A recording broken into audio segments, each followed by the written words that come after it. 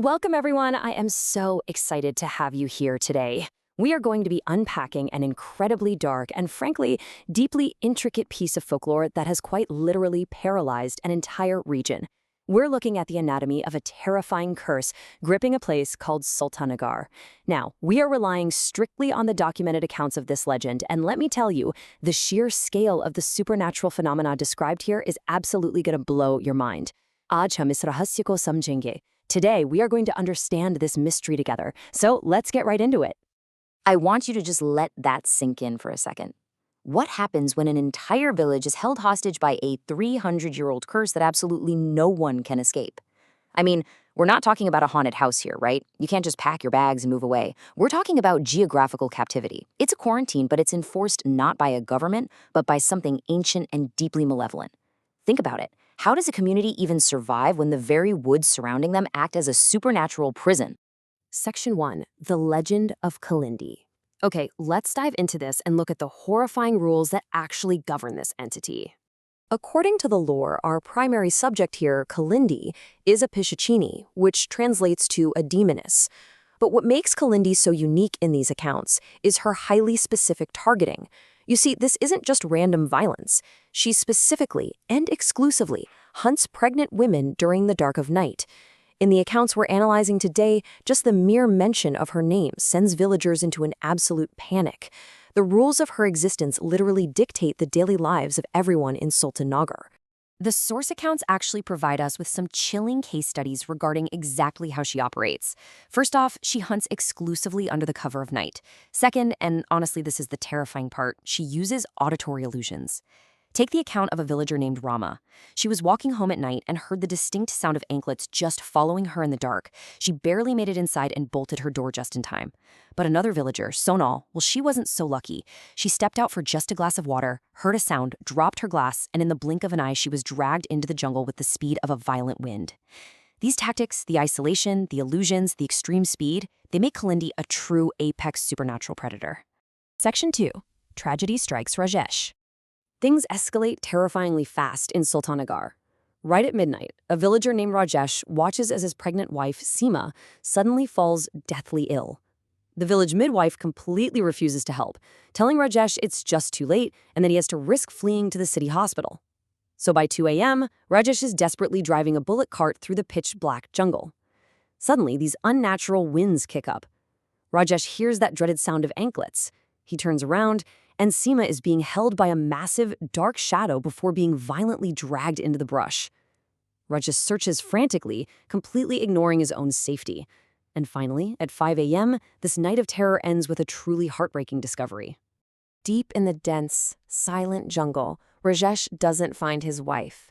Instead, he finds a newborn baby crying in the bushes, clutching Seema's bangle in her tiny hand. This single detail from the source material is just incredibly powerful.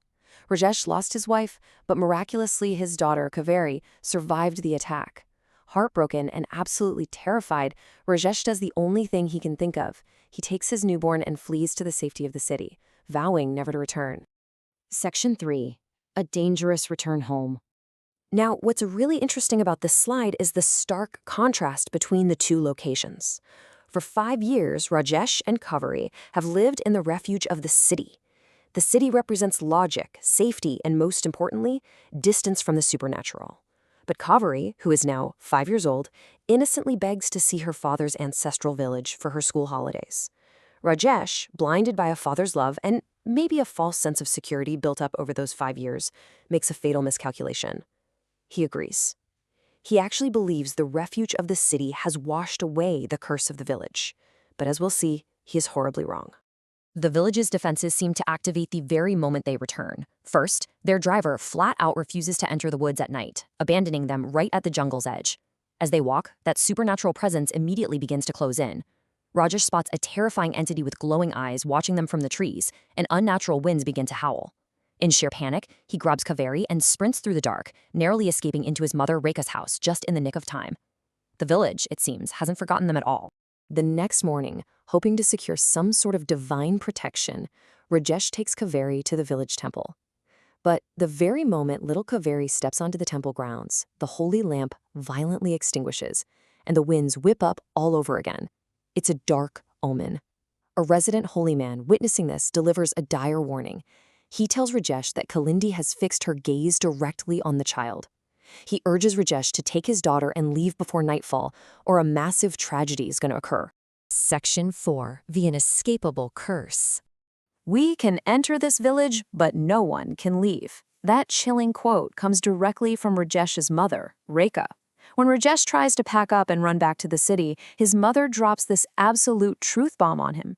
She reveals that over the past 5 years, she and others have tried to leave, but the entity always stops them. Sultan Nagar is basically a roach motel. You can check in, but you definitely don't check out. Fleeing is no longer an option for anyone. And this brilliantly illustrates the sheer, massive supernatural power Kalindi wields to physically trap them. Rajesh, you see, doesn't listen to his mother. He grabs Kaveri and marches into the jungle in broad daylight. But as he nears the edge of town, he hears those anklets. Suddenly, bright daylight is instantly manipulated into pitch-black night. Violent, unnatural winds surround them. The atmosphere itself warps into a massive illusion to block the road. Rajesh is forced to drop to his knees and just beg for mercy.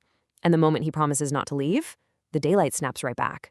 The environment itself is literally weaponized against escape. Section 5. The Forbidden Satanic Temple. Meanwhile, a skeptical villager named Raghav decides he's going to hike into a forbidden, unexplored part of the jungle to prove Kalindi is just a myth. Well, what he finds changes everything. Deep in the brush, he discovers a 300-year-old temple housing a horrifying idol. The dark secret of Sultan Nagar is finally revealed. 300 years ago, the village didn't worship God, they worshipped Satan. Kalindi isn't just a random demon, she is tied to this ancient, unholy pact. And sadly, Raghav pays for this huge lore drop with his life, as Kalindi catches him right at the ruins. Now, while Raghav is making his fatal discovery, a parallel crisis is rapidly unfolding back at the house. Little Kaveri wakes up in the middle of the night and naively wanders out to explore the village. She gets lost in the jungle and tries to ask for directions from a mysterious, totally unresponsive woman in a red sari. When the woman turns around, she reveals a face so horrifying that Kaveri instantly faints deep in those cursed woods. Section 6. The Search for Answers. At this point, the village has reached its absolute breaking point. The curse is escalating. Kalindi is no longer just targeting pregnant women in the dark, she is actively killing men like Raghav, who uncover the village's past. Realizing they are completely outmatched, Rajesh and the village leader, the Sarpanch, form a desperate plan. They prepare to leave the village boundaries to seek out a powerful tantric, a mystic who is known for breaking ancient curses. It is a total suicide mission to lift this demonic siege, but with Kaveri missing, Rajesh has absolutely nothing left to lose. Which leaves us staring at a massive, lingering question. Who is Kalindi really, and what is the true secret behind that 300-year-old temple? How does an entire village atone for the sins of their ancestors from 3 centuries ago? We'll have to explore that next time, but for now, thank you for joining me on this explainer.